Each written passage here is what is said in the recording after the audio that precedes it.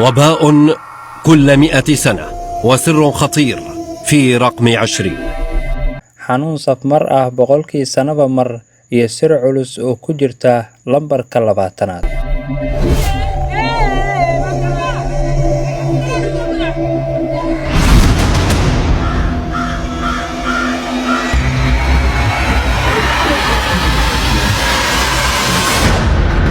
مخلوقات noolayaal aan isha qaawan arki karin oo 1 sentimitir oo laba jibaarana ah ayaa ku baahay 1 milyan oo ka mid ah iyaga.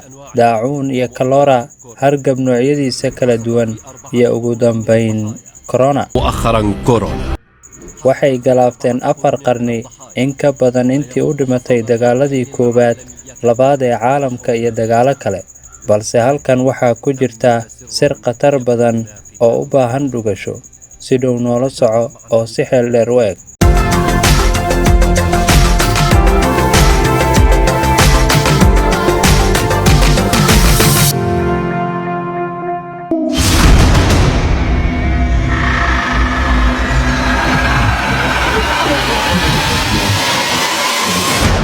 عام 1720 sanadii 1720kii waxaa magaalada Marsilia ee dalka Faransa ku dhuftay daacuunkii weynaa.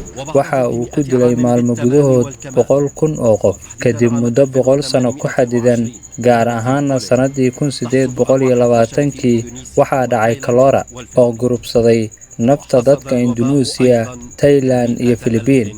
waxa uu safmarkaasi galaaftay in ka badan 100,000 oo qof.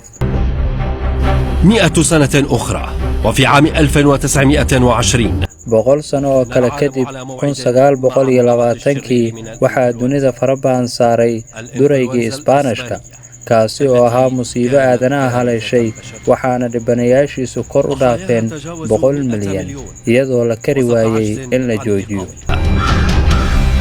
وفي عام 2020 sannadan 2020 maanta oo aad daawanaysid maqaalkan waxay dunida la nooshahay hagardaamada koronaha u dagaalamaya qaab horumarsan.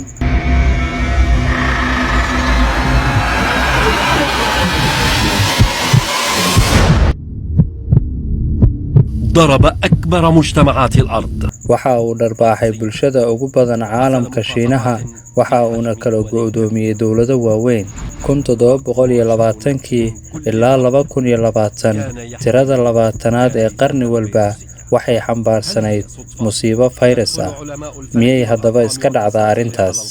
waxaa soo gelaya doodaas culimada falaga, lambarada iyo halyeeyada. midna ma awoodo inuu sharaxaad u helo.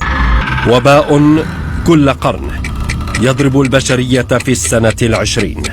safmar ayaa ku dhaca aadanaha qarni kasta sanadkiisa 20aad. waa dhacdo ula muuqata dadka qayb shirqool loo degay. maxay ka micno tahay in fayras cabirkiisu dhan yahay 150 nanomitir uu cunaha ku dhego dunidan oo masaaxadeedu tahay in ka badan 550 milyan oo kiiloomitir oo laba jibaaran? ma waxaynu la noolnahay safmar run ah mise waa mid been abuur ah? waa ku mahadsantahay la socodka channelkan. fadlan haddii aad ku cusub tahay subscribe sar. waa turjumaadii Ciise Maxamuud iyo anigoo Saaltaadko halkan idinkaga soo jeedinayay. mahadsanidin.